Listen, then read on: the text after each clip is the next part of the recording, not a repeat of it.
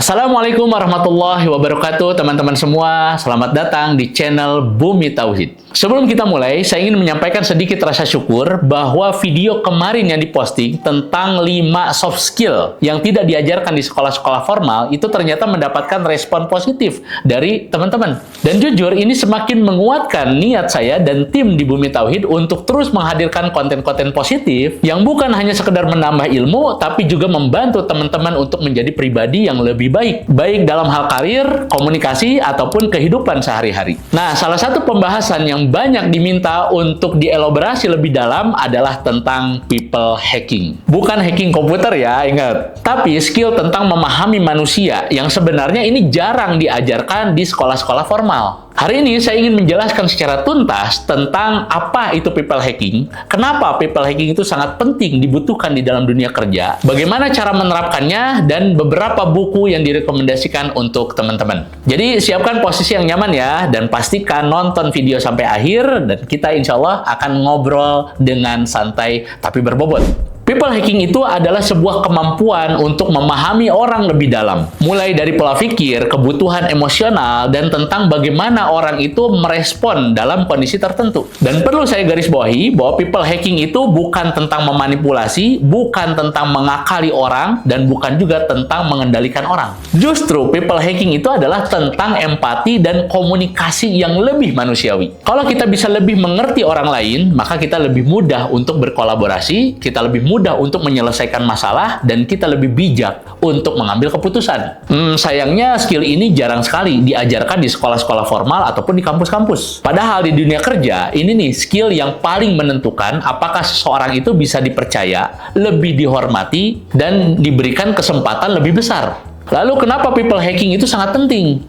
Jujur, saya sebagai owner bisnis yang mengelola puluhan karyawan, seringkali saya dihadapkan pada suatu permasalahan yang sering kami hadapi. Itu bukan tentang pemasaran, bukan tentang produk, tapi itu seringkali justru tentang manusia. Membangun tim, memahami karakter, menyelesaikan konflik, dan juga memilih seseorang siapa yang layak untuk dipercaya, sampai siapa yang butuh dibimbing lebih dulu, semuanya itu membutuhkan skill tentang memahami manusia. Contohnya, ada karyawan yang kelihatannya cenderung pendiam, tapi ternyata dia itu analitik dan sangat teliti. Kemudian ada karyawan yang terlihat percaya diri, tapi sedikit mudah tersinggung. Lalu ada karyawan yang terlihat santai-santai, tapi ternyata dia adalah tipikal eksekutor cepat. Kalau saja kita nggak bisa membaca karakter orang seperti ini, bisa-bisa kita akan salah menugaskan orang, salah menempatkan orang, dan juga salah dalam respon. People hacking membantu kita untuk melihat lebih dalam dari apa yang nampak di permukaan. Untuk menguasai soft skill tentang people hacking, paling tidak ada 3 pilar yang harus kamu ketahui dan kamu kuasai. Yang pertama, empati. Kemampuan untuk masuk ke sepatu orang lain. Empati bukan hanya tentang merasakan apa yang orang lain rasakan. Lebih jauh dari itu, empati itu adalah tentang kita mengerti apa di balik tindakan seseorang. Misalnya, ada anggota tim kita yang tiba-tiba menurun performanya. Bisa jadi dia bukan malas, tapi mungkin sedang ada masalah tentang keluarga. Contoh lainnya, misalkan ada klien yang berbicara keras ke kita. Jangan langsung dijudge, dia lagi marah. Mungkin bisa jadi dia itu sedang ditekan oleh atasannya. Nah, ketika kita bisa merasakan dari sudut pandang mereka, kita akan lebih tepat dan lebih bijak dalam respons. Yang kedua, observasi. Membaca bahasa tubuh dan pola bicara. Sebagian besar komunikasi manusia itu nonverbal loh. Contohnya aja, apakah manusia itu cenderung menjaga jarak atau mendekat? Apakah suaranya itu cenderung tegang atau santai? Apakah pandangan matanya itu fokus atau berpindah-pindah? Apakah bahasa tubuhnya itu cenderung tertutup atau terbuka? Dari hal-hal kecil seperti ini tuh kita akhirnya tahu apakah orang itu senang, enjoy, nyaman, ragu, atau tidak setuju. Dari skill ini itu sangat membantu kita dalam hal interview, meeting, pitching, negosiasi, atau sekedar diskusi santai. Yang ketiga, adaptasi. Menyampaikan pesan sesuai dengan kepribadian lawan bicara. Setiap orang memiliki gaya komunikasi yang berbeda-beda. Contohnya, ada yang suka menyampaikan sesuatu itu langsung ke intinya. Ada juga yang menjelaskan itu dengan runut, sistematis. Ada tipe orang yang butuh data. Ada tipe orang juga yang butuh cerita. Dan ada juga tipe orang yang butuh untuk diyakinkan secara emosional. Nah, people hacking ini bisa merubah kita dalam hal cara bicara tanpa merubah prinsip. Dan kita dapat menyampaikan pesan yang paling mudah dipahami oleh audiens atau lawan bicara kita. Ini yang bisa menjadikan interaksi itu lebih lancar dan lebih efektif. Dalam pengalaman saya, selama memimpin Bumi Tauhid, skill ini sering dipakai setiap hari. Contohnya, saat menentukan siapa yang cocok pegang proyek tertentu, saat menyampaikan feedback tanpa membuat orang defensif, saat negosiasi dengan vendor, saat menjelaskan visi perusahaan ke tim, saat menyelesaikan potensi konflik. People hacking membuat proses komunikasi itu jauh lebih halus dan efektif. Karena ujung-ujungnya pekerjaan itu bukan soal sistem saja, tapi soal interaksi manusia. Nah, kalau teman-teman ingin mendalami skill ini lebih dalam, saya rekomendasikan paling tidak 3 buku yang mudah dan aplikatif. Buku yang pertama yang saya rekomendasikan untuk teman-teman, dan ini cukup populer,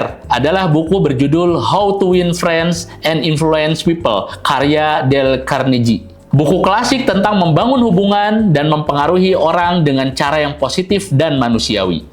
Buku yang kedua yang saya rekomendasikan adalah buku berjudul The Light Switch, karya Jack Shaffer. Buku ini ditulis oleh mantan analis FBI. Isinya tentang bagaimana membaca perilaku, memahami motivasi orang, dan membangun kepercayaan. Buku yang ketiga adalah Surrounded by Idiots, karya Thomas Erikson. Buku yang membahas 4 tipe kepribadian manusia, praktis banget untuk memahami cara komunikasi terbaik dengan setiap tipe. Nah, 3 buku ini akan menjadi pondasi kuat untuk bagaimana memahami manusia dari semua sisi. People hacking ini adalah bukan tentang bagaimana kita memanipulasi orang, tentang bagaimana kita menang sendiri, dan bukan juga tentang bagaimana kita kemudian menjadikan orang lain itu harus ikut dengan kita. People hacking adalah seni untuk bagaimana memahami manusia dengan segala lapisan emosinya. Cara berpikirnya yang unik dan kebutuhan mereka yang seringkali tidak tersampaikan. Kita hidup di era serba cepat, serba digital. Tapi ironisnya, di tengah-tengah kemajuan teknologi ini, justru hal yang paling sederhana tentang bagaimana memahami manusia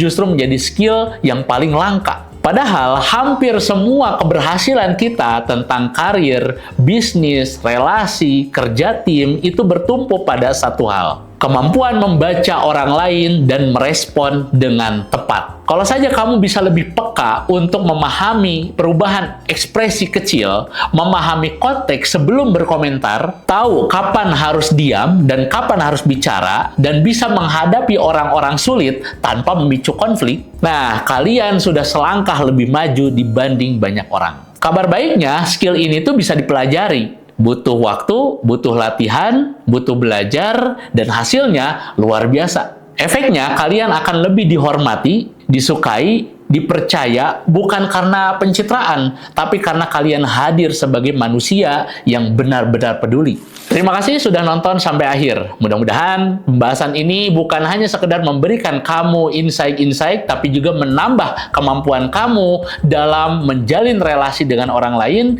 yang lebih sehat, lebih cerdas, dan lebih manusiawi. Kalau kamu suka konten-konten seperti ini yang ngebahas tentang soft skill, tentang komunikasi, relasi, bisnis, jangan lupa like, share, and subscribe ya. Karena kedepannya akan ada banyak banget konten-konten yang bisa membantu kamu untuk naik kelas dalam hal kehidupan sosial dan profesional. Sampai ketemu di video berikutnya ya. Tetap peka, tetap belajar, dan yang paling penting, tetap menjadi manusia yang memahami manusia. Saya Rezaldi Harisman, undur diri. Terima kasih banyak. Wassalamualaikum warahmatullahi wabarakatuh.